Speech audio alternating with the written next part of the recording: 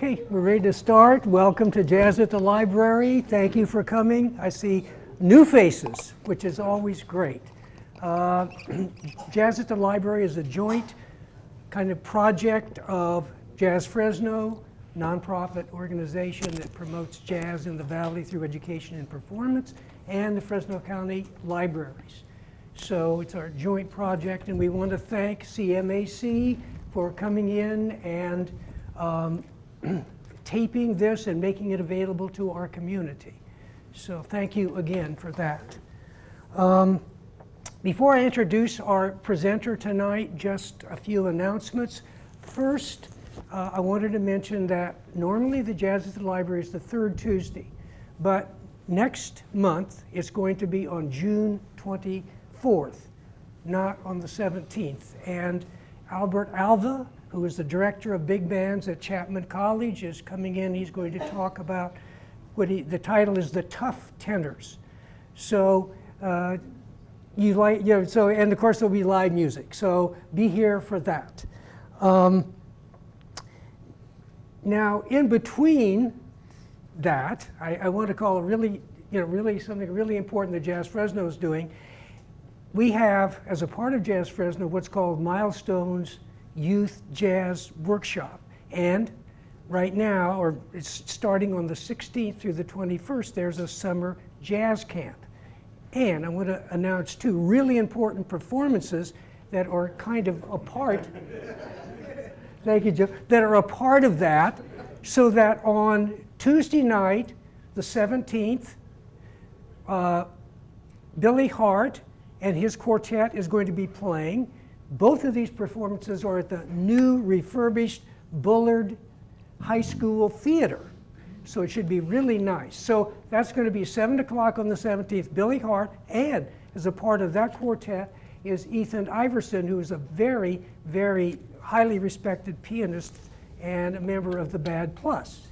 Then on Wednesday night, Bob Mincer and his quartet, is going to be there with his quartet, and Bob, as is our presenter tonight, is on the faculty of the USC Thornton School of Music. So that is going to be Wednesday, the 18th, again at 7 o'clock, again at Bullard High School Theater. So you can go online to Milestones, to Jazz Fresno, and you could get tickets through brown paper ticket if you want to. So this is really high level music that I would encourage you to take advantage of. So with that, my pleasure to introduce Frank Potenza, who is our presenter for tonight, coming up from USC. He is chair of the Department of Studio Jazz Guitar at the Thornton School of Music at USC.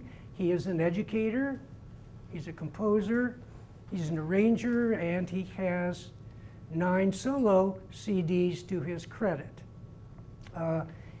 He has written a number of texts for the Thornton Guitar Instructional Series, and at the convocation for the Thornton School of Music in 2009, he received the Dean's Faculty Award for excellence in teaching.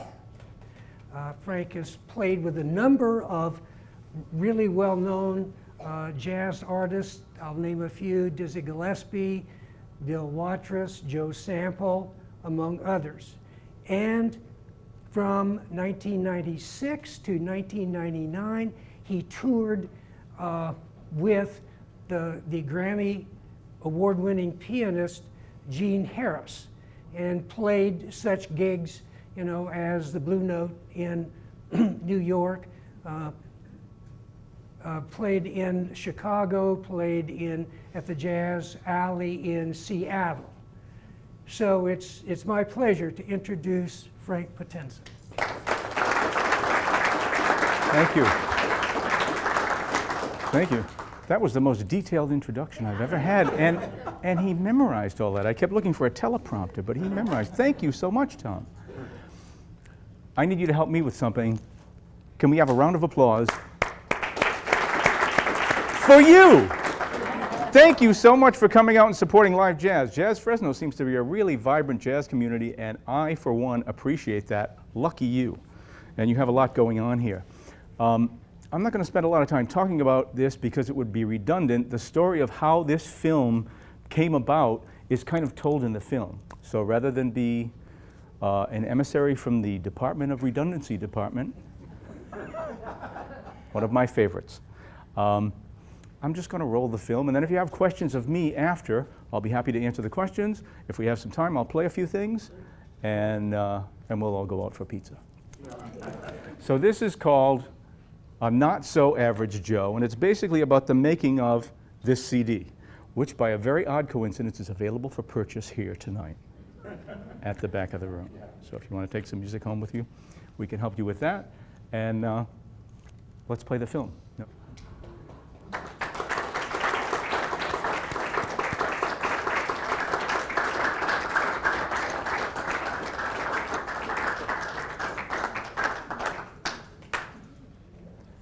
Any questions? Now, I talk fast. I realize that. And my wife, the first time she saw this, said, a lot of it goes by without me really being able to understand what you said. So, I would like to have heard those charts. I mean, everything you do is fabulous. But it would have been really nice if you had those charts and you played through it from beginning to end. I think that would have really been the whipped cream on the cake. I kind of agree. This is No, I know. my concept of what was going to happen here was completely like clueless. This all came about because Daley met me somewhere and came up and asked. Well, actually, he had done a documentary on the photographer, the guy who was doing the still photography. So I participated in that as somebody who was interviewed, and then I wound up doing some source music for them to use in the underpinning of the film. And so that's kind of how I got to know Daley. And then when I told him I was doing this project, he conceptualized this whole documentary film idea, which was nothing I expected to happen. So the way it unfolded was rather sort of a surprise to me as far as how everything went. And there are issues when you use music in terms of you have to pay a mechanical royalty and you have to pay a synchronization license if you use music in a film. So if you used every tune that we had done, all 10 tunes, that would have been a kind of an expensive tab as far as the sync rights and all of that stuff. So that's a good example of something that I didn't know anything about any of that. That's just something I had never really thought much about, but it turned out to be something in the way of an issue as far as how many tunes we were going to use in the film, because he shot. I mean, we recorded for 2 days, like 4 or 5 hours each day. So that's a lot of footage. So, I mean, just the fact that, again, from my point of view, for what he had in terms of a pile of video, I can't imagine trying to kind of make that into something that's coherent and a film at all anyway. So for me, it was like, I kind of just enjoyed watching the whole thing unfold. But I had very little input in certain parts of it, and there were parts of it where he would ask me something, and it was kind of a strange place to be put in to answer the question, because it's just something that I hadn't really thought too much about doing ever. So it was a real learning process for me especially. Very enjoyable. Thank you. Okay, is that it? That's it for the questions? How much time had elapsed between the time when you told the story about Boylston Street in Boston and taking the lesson with the holes in the shoe and the play? I mean, had a long time gone by in between playing of like those couple of tunes and this recording session? Yeah, basically I met Joe in 1974, so that was that story about going to Boylston Street and going to see him play. So, and then he passed in '94, so that was the 20 years that I knew him. And then this record was recorded in 2012, the end of 2012, the original sessions. And then the following, it just took a while to do the post-production and the this and the that and the mastering, and it's just like you can make a record in a reasonably short amount of time. Like we basically did this in 2 days as far as the basic recordings, but then the post-production in some cases had to be postponed because either a studio was unavailable or I was unavailable or for whatever reason. It's just, delays happen, and it took a lot longer to get it to the point where it was finished. But did I answer your question there? Basically, from what we were talking about in 1974, that was the very beginning of when I took the lesson and he bought the shoes with my money. And then, yeah, so 20 years later, he passed, and then this much later than that. So by the time you get done with all of the math, it's something like close to 50 years after he did that first record that's called For Django. How many people in the room have ever heard the For Django album? Okay. Right, so I mean, that's like an uber classic. That is like a guitar classic if there ever was one. And the story that I had told in Denver was I was getting ready to play For Django, which is one of the pieces that we did from that record. And I told the story, which is told on the liner notes. And I usually don't tell you that because I'm trying to make you buy the record. But basically, he was supposed to do a record date with the Modern Jazz Quartet. And I was at his house. He mentioned that to me, and he said he was thinking about taking his tune For Django to this record date, which I thought was a great idea because John Lewis was going to bring Django, and they were going to do these tunes. And So he said, it's been so long since I played that, I forget it, and I don't have a lead sheet for it. Could you make me a lead sheet for it? Right? And I didn't even have the record. So he gave me his vinyl. I took it home. I transcribed it and brought him a lead sheet to take to the session, and then the session never happened for some reason. The record date got canceled, or it didn't. Something went wrong. But that's where I wound up with that lead sheet, and that's how I learned that tune, and that was the story that I told. And that's kind of what started this whole thing as far as my making Tom Burns, who's the president of Capri Records, aware of that this would be something. And his eyes just lit up. He said, could we do that? It's like, yes. So that's how that all started. To me, this fits in, it's so well done, it fits in like a public television kind of music segment. Uh-huh. My question to you is, those 2 days of recording sessions, in your experience, was it difficult for you, compared to other sessions you've had? It looked like in the beginning there you were having to be like a little patient with them. So maybe you could shed some light. That's so out of character for me being patient at all, huh? Ask my wife or my students. It was, if you've ever been in a recording studio, it's not exactly the most warm, conducive to feeling, it's very tense. It can be very tense, right? And if you've done it a lot, then you get used to it and it's like anything else, right?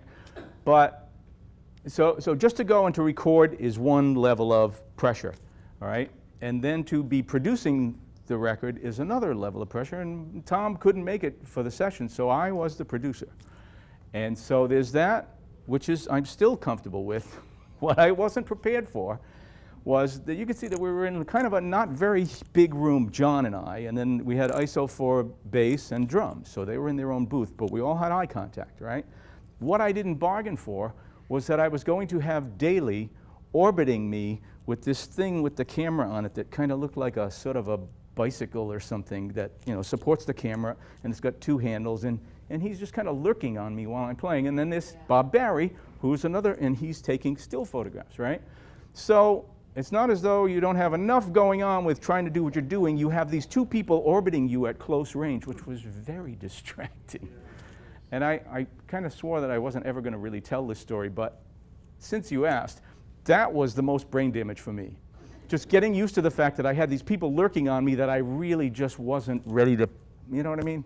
So, I mean, what you see as far as my dealing with, we had a few false starts and stuff like that. I mean, they were kind of looking at some of this stuff for the first time, and I wrote pretty detailed arrangements compared to the way Joe did that record in 1964, which was, yeah, let's play this tune, and he and John kind of had pretty much it worked out in their head, but they didn't have written out stuff with a very specific number of bars and do this 3 times and an ending and all of that stuff. So I got way more into like having this stuff on paper so that I knew what was, I kind of could control the environment a lot more.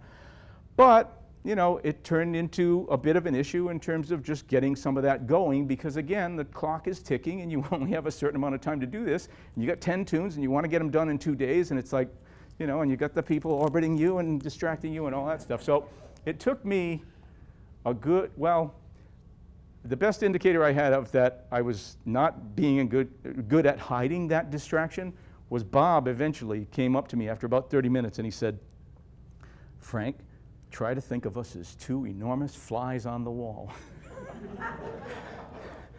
And that helped because we all laughed, and I thought, okay, yeah, I have to figure out a way to shake this off because it's like, if this distracts me this way, I'm not going to get anything done for the hunt. So that basically was what kind of broke the ice and kind of made me able to. I forgot they were there after a while, but for the first 30 minutes, I guess I just kept repeating to myself, what did I do to myself by agreeing to this?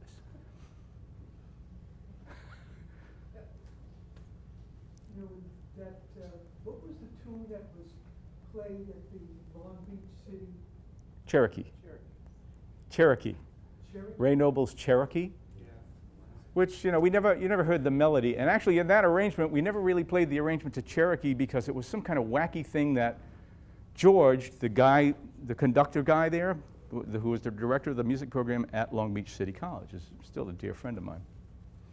And he had done some kind of screwy arrangement called Jonathan Gill or something, and it took the very Indian aspect of Cherokee, and the introduction had that dum dum dum dum dum dum kind of sort of Indian thing, and then there was this whole head that was a transcription of a Charlie Parker solo or something like that, and you never heard any of that. That was the part that the big band played. But the segment that they extracted was when Joe and I were just sort of playing with the rhythm section, and then George had the whole band, including the rhythm section, just lay out, and we just played together for a while. So we did that on a blues and on Cherokees, but yeah, the tune is Cherokee. Good. Thank you. At the very end, there was some tune from Tchaikovsky, right? Oh, yeah. It's Sugar Plum Fairy. But the actual recording of that, which I wasn't familiar with, that was chosen by Daly, who made the film, and it's called Sugar Plum Gypsy because it's done in the gypsy sort of Django style. Who plays the fiddle on that? Yeah, that's right. You know, I'm not prepared to answer that. But if you look up Sugar Plum Gypsy and find out what the band is, it's actually on the closing credits there that you could find out. And I'm sorry, I'm not prepared to answer that because I hate not being able to give people credit that played on recordings or wrote the songs or all that stuff. That's kind of a pet obsession of mine. If I play something, I like to be able to let people know what I'm playing and why and where it came from and who wrote it and why I like it and whatever. Can you play for us, please? I'm sorry, we're out of time.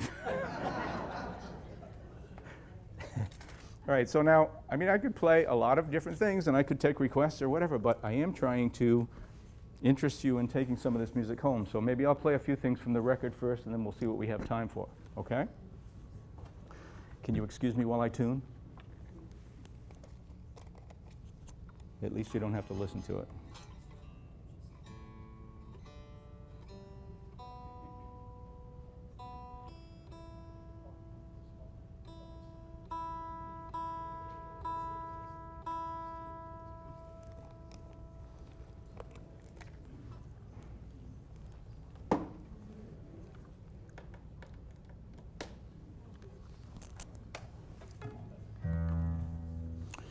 Okay.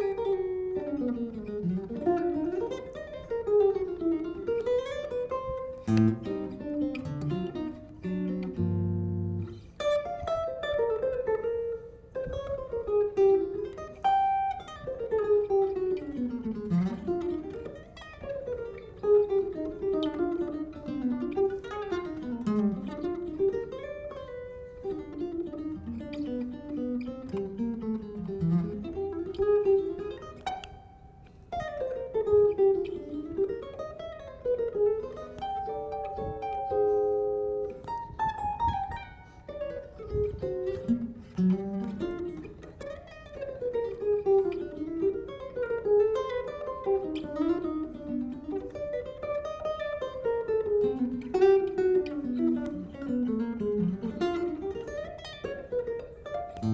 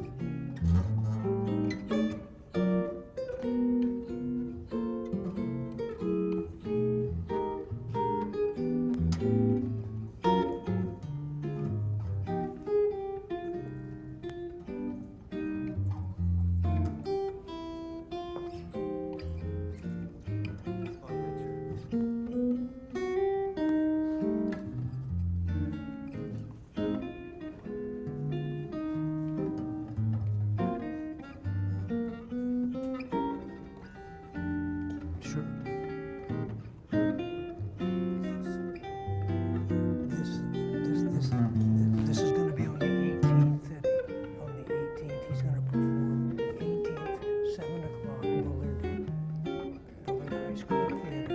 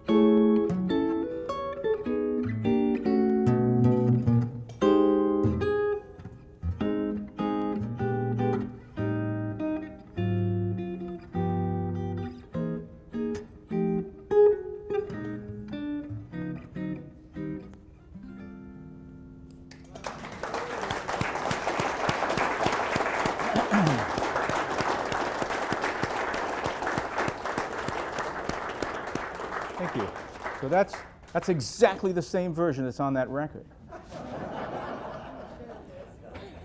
More or less. So a couple of the other things that I did want to get to from that. This one is the tune that I talked about in the film. Joe wrote this as a tribute to Django, and it's again something that a lot of guitar players know this, and I actually even know people other than guitarists that play this and then enjoy it as a tune. So Joe recorded it as wrote it and recorded it as a waltz, a jazz waltz. It's a beautiful jazz waltz.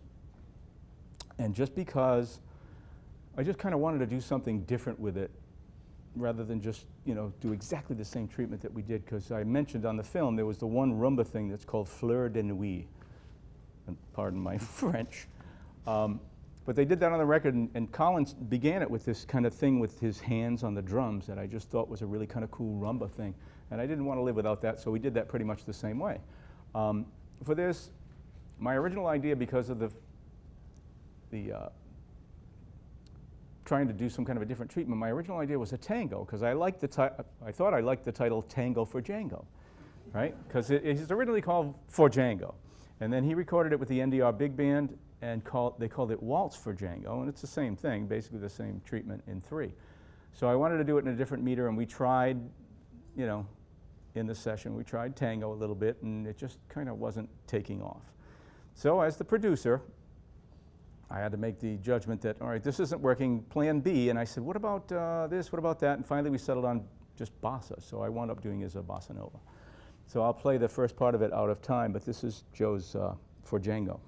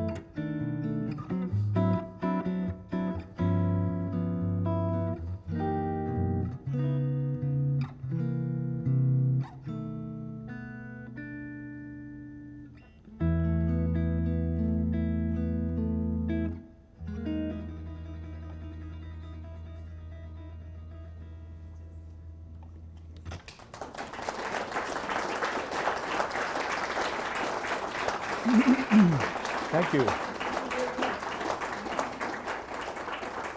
Joe, at that table is for sale. We also have an e-newsletter that we encourage you to sign up